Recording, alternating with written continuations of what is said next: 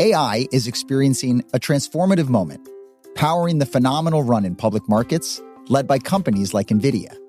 But the investment opportunities certainly transcend that small group of names. The pace of change has been incredible. You see this innovation across all of these different ways that the models are operating, and I think you're going to only see it accelerate. AI has taken over the entirety of Silicon Valley. So where are the most compelling opportunities? And how can AI investment not only build wealth, but contribute to a more efficient future? Welcome to The Bid, where we break down what's happening in the markets and explore the forces changing the economy and finance. I'm Oscar Pulido. Tony Kim is a portfolio manager from BlackRock's fundamental equities team and is at the forefront of technology and AI investing. Tony will help us explore the evolving conversation around AI among industry leaders, his response to AI skepticism, and the investment potential of quantum computing. We'll also discuss how Tony's passion for technology and history relate to one another.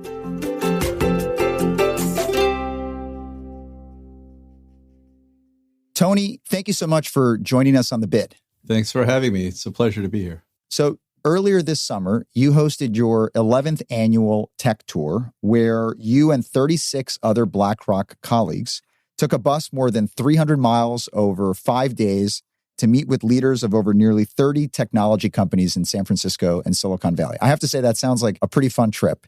Not surprisingly, AI was a topic you talked about a lot. This is a space and a topic that has been changing quickly over the past year, though. So I'm curious, how has the conversation evolved over that past year? Yeah, as you mentioned, this is the 11th year we have done this. The first 9 years, there was some talk of AI, but generally very little, very company specific. Last year, 2023, and this year, AI has dominated the conversation. In fact, it was a topic of discussion in every single meeting. What also is emblematic of, especially this year, is, as you mentioned, the rapid change of AI and how AI has taken over the entirety of Silicon Valley. There's been a huge pivot, and this has dominated the strategies of every single company that we visited on this tour and basically across the entirety of tech. What's changed is in the last 12 months is that intensity has come even clearer into focus. The strategies are becoming more apparent, more definitive. The commitment and focus is higher than it was even last year, which was like really the first year we really saw AI come into its own. It's fascinating to me that in the first 9 years of your tech tour, AI was barely a mention, or you said it wasn't a focus, but now the last 2 years, it's really the only topic of discussion. Yeah, it is really the only topic of discussion because in the prior 9 years, AI was more a tool, something in the background. Operationally, a few companies were using it. It is now at the forefront of every company. It's really changing the foundations of the software industry, the semiconductor industry. It's cascading to the power and energy industry. It's also changing the very product and services that all tech companies are building to. That's the sea change. And it's been remarkable how that's changed in 24 months. So, Tony, it turns out we were able to join you on this tour. And as you were meeting with different industry leaders and company leaders, we actually were able to get some commentary from them. So first, we'll hear from Arsalan Tavakoli-Shiraji, co-founder of Databricks, who has been an AI believer since his company was founded 10 years ago. He also is struck by the recent pace of change. The pace of change has been incredible. Let's say a year ago, 18 months ago, nobody really was even talking about AI.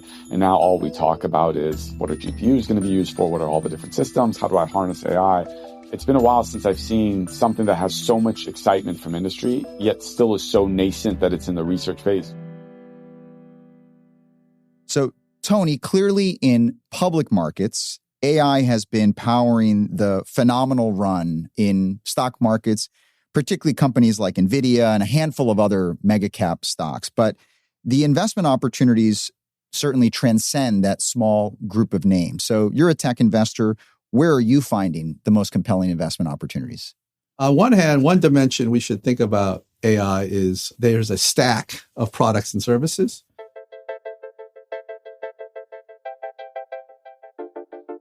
At the bottom of the stack, there is the chips and the infrastructure, the cloud infrastructure. A lot of the investments, especially last year and this year, have been to build that foundation, basically a rebuilding of the internet, if you will, of a new computing infrastructure, which is AI. There is then another layer, let's call it the intelligence layer, which is the data and the models themselves, the foundation models. Those are being built and those are increasing in capability. And then on top of that, there are software infrastructure and software applications, and then services and solutions that combine all of this with the AI intelligence. That is now also starting to be put together of new applications that are leveraging AI. So you have these three layers, this infrastructure layer, this intelligence layer, and then this application layer. The investments, you start from the bottom and you move up to the top. And in 2023 and 2024, a lot of the investment and a lot of the stock price reaction has been at this bottom layer of the stack. This is an AI tech-led new bull market, is what we like to say. Jensen Huang touted the extraordinary demand for AI chips on Wednesday. Demand is so great that delivery of our components and our technology and our infrastructure and software is really emotional for people. However, it takes time for us to move up the stack. And as we progress into year 3, year 4, year 5 of this thing, we will continue to start seeing opportunities of companies in that intelligence layer and, of course, finally in the application layer, which has not been as a beneficiary of this first wave of AI, which we saw at the bottom layer of the stack in the infrastructure. We as investors, we are looking across all of these layers of the stack. The market will evolve over time, but we are seeing, at least in 2023 and 2024 for sure, a huge focus and emphasis of building this foundation of the AI infrastructure. Tony, you talked about the tech stack that, as you see AI, the different components of the AI ecosystem. But maybe tell us a little bit more about the end markets and the end users that benefit from that AI spend. I say the first end market is around these big cloud AI computing companies building this infrastructure and all those companies that are associated with that. That sets the foundation. That infrastructure spend then gets leveraged into, let's say, the first end market will be consumer. And it just so happens that many of these big infrastructure companies have big consumer businesses, search, social, e-commerce, shopping. And I think you will start to see AIs come into the consumer market. And this is a market of what I would call personal assistance. The second big end market will be around businesses, enterprises that will then, again, leverage this infrastructure spending and bring AI into companies. The third is the end market for the real world, cars, airplanes, the military, robots, etc., the instantiation of AI into the physical world. These three additional end markets, again, I would say we're in very early stages of adoption, first inning or less in many cases, but they all leverage the same infrastructure that is being invested right now at these big foundational models and foundational compute layer. And then that gets amortized and leveraged across all of these ultimate end markets for consumers, businesses, and the real world. Tony, when it comes to CapEx spending or capital expenditures, essentially what corporations are spending on that new computing infrastructure, I think that's the term that you used. Google has said that the risk of underinvesting is far greater than the risk of overinvesting. A lot of the big tech companies have committed to massive amounts of capital expenditures towards AI, yet it may still not be enough, as Hock Tan, president and CEO of Broadcom, shared.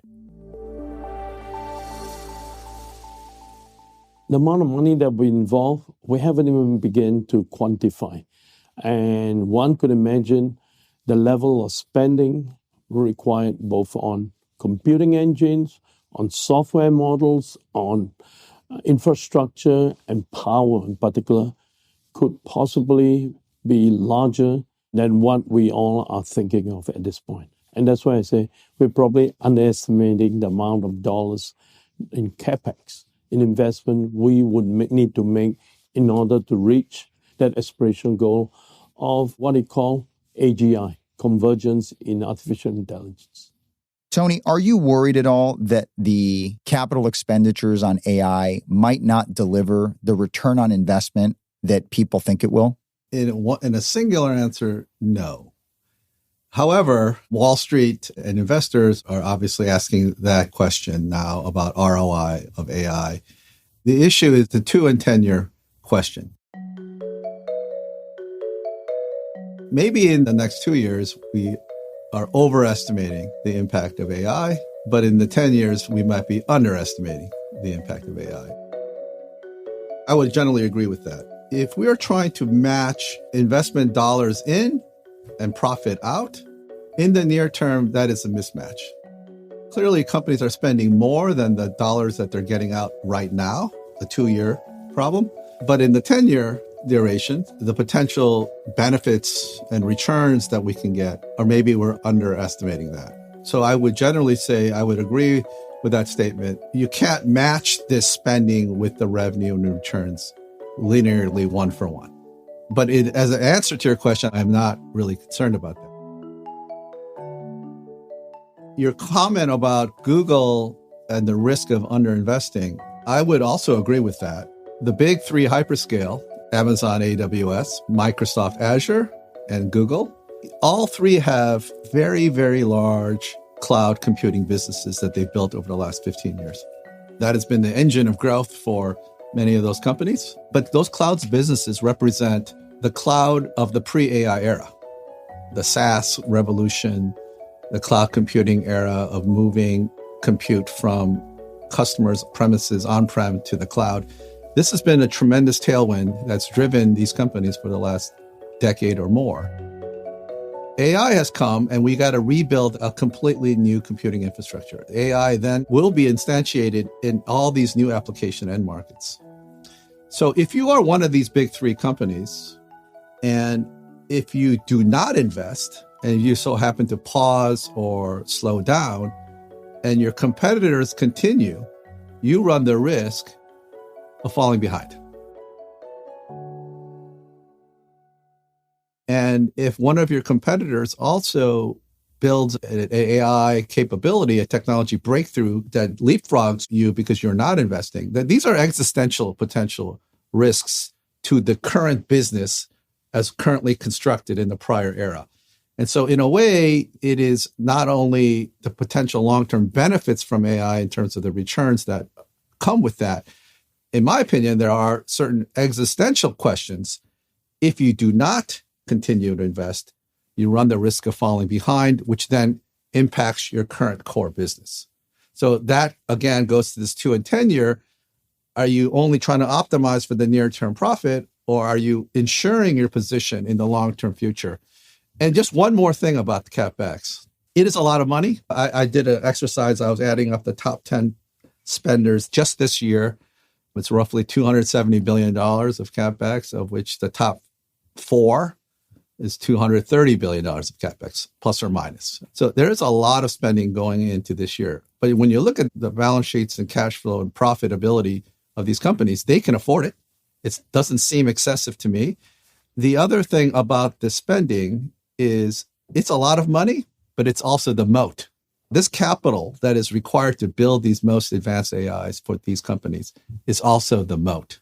And so this very nature of CapEx intensity is also a feature. It's also the moat, the defensibility. That all goes in hand with this long-term strategic and existential risk, but it creates, to me, bigger, longer enduring moats and duration. We heard similar excitement from Rodrigo Liang, co-founder and CEO of Samba Nova. You look at all these innovations that are happening across the board, whether that's accuracy, whether that's multimodality, whether that's performance and speed, whether that's efficiency, right? You see this innovation across all of these different ways that the models are operating, and I think you're going to only see it accelerate. It's a tremendous time for innovation. It's a tremendous time for technologists, and we're really excited to be in the middle of it. And Tony, just hearing you talk, you obviously have a very long-term lens on the benefits of AI. You talked about that 10-year window. It makes sense now why in a recent article in The Atlantic, you were dubbed an AI optimist. It's clear just from the comments that you're making that I think that's a fair label to attach to you. What would you say then to the AI skeptics or those that are questioning its viability? In terms of the AI skeptics, I think this goes back to this 2 and 10 year discussion. From what I see, many of the skeptics are wanting this perfectly matched investment with return right now, today. You're not going to get it. It's just not matched. Then that would shift the discussion to, then do you believe in the longer term returns and benefits? And I think I would say one of those is the strategic and existential, because you can't just assume that the current status quo will be sustained. The second is then, what are the long-term benefits that could come and the returns that could come with AI? And here it does require some leap of faith, some imagination, some creativity of thinking of what are all the possible outcomes and changes that AI can have to business and to society and to productivity. I do believe it is the means to an end. The investment justifies the potential return. And these are difficult to counteract the skeptics right now because we just don't know when and what those will be and what magnitude. There are, of course, a number of companies who are innovating by supporting the AI revolution, not by developing large language models, but instead things like quantum computing to assist with faster AI computations. And we heard from Fariba Dinesh. She's COO of PsiQuantum, a company building the world's first useful quantum computer, and asked her about the potential for quantum computing. I think the most opportunity for quantum computing to contribute to humanity is climate and drug development, because chemistry is quite complex and chemical problems are not something we can simulate today. And computing has contributed to that very little over the years. So with quantum computing, there's enough compute power where you can actually simulate these very complex mechanisms that happen with bond energies, et cetera, et cetera. Quantum computing is uniquely good for quantum type mechanisms, which of course chemistry is all about that. And so, Tony, speaking of quantum computing, which I know is a theme that you've been an early supporter of, what are the investment opportunities in this space? It feels like it's something that's been getting less attention than straight AI-focused companies. Absolutely. Quantum computing represents a next generation of computing. The last 50 years we've been, and we currently are still in the classical computing era. And I would say these next 5 years is going to be absolutely incredible in classical computing driven by AI and what NVIDIA is spearheading in building these clusters of AI computing power. And this is all classical computing. And we are barreling toward AGI and these super nodes with this unimaginable computing power, but they're all classical, what we call binary classical computer. However, parallel to this, it's been a long while coming, and we are now at the precipice of the dawn of, let's call it, a parallel. It's not replacing classical computing, but it sits adjacent to it. A quantum computer, which functions very differently to a classical computer.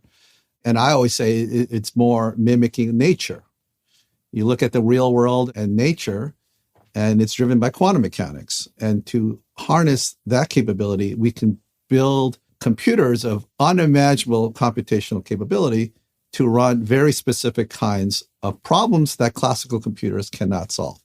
Problems such as advanced simulations, optimizations, security encryption, factoring numbers. These problems classical computers cannot solve. And we are, within the next 5 years, at the precipice of breaking through at utility scale quantum computing. So if you just fast forward, let's say to 2030, on one hand, on the classical computing side, we will have probably computers and AI supercomputer nodes that could approach 1 million GPUs per node, creating and enabling the building of the most advanced AI models humanity's ever seen.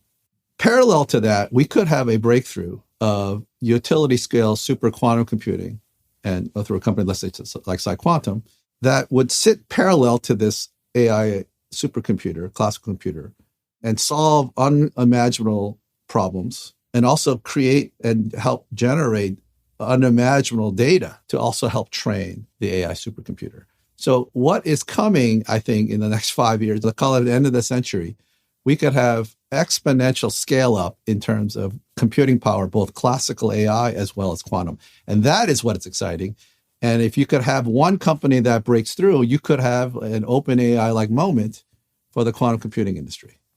And Tony, perhaps one final question. As you're talking about the future of what AI could bring, it reminds me that you're not only a prominent technology investor, but that you also have a passion for history. So tell us a little bit about why these two passions intersect and relate to each other. Yeah, I love history. It might not seem obvious. I have an engineering background, but my true passion has been history. I also look at historical figures, either be it Napoleon or Caesar or Alexander the Great and their strategies. Also, I look at the history of math, physics, and computer science, the quantum mechanics, the history of encryption and the computer with the Enigma machine, trying to crack the Enigma machine. All of these kinds of past historical events, historical breakthroughs, they're very formative in how I also look at the future and the technology. And actually, I quite live in an analog world, even though I am living and working in the most advanced technology. I'm more of an analog person. Well, something tells me somebody's going to be reading about you in a history book one day, Tony. You were at the forefront of the AI revolution and helping people see what was coming. So thank you for sharing your insights, and thank you for doing it here on The Bid. Thank you very much. If you've enjoyed this episode, check out my conversation with Will Su on AI and the energy grid, solving for AI's power needs, where we discuss how investors should be considering their allocations to account for AI's growing energy demand.